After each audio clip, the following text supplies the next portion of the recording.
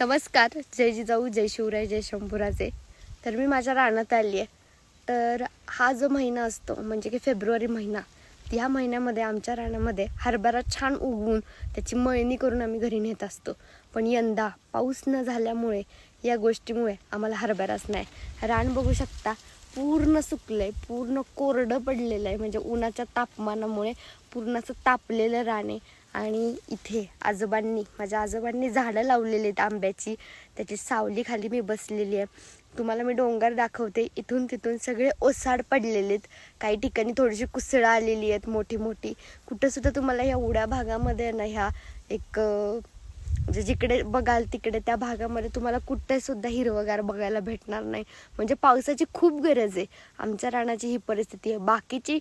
बाकीच्या शेतकरी दादांची परिस्थिती काय असेल ह्या गोष्टींचा मी विचार करते. म्हणजे खूप कठीण आहे यंदाच्या वर्षी खरंच. आता जो आपला जून महिना येईल 1-2 महिन्यांनंतर, तर माझं एवढंच म्हणणं आहे की भरपूर पाऊस यावा, प्रचंड पाऊस पडावा आणि माझा शेतकरी दादा सुखावून जावा, एवढीच माझी पांडुरंगा चरणी प्रार्थना आहे खरंच.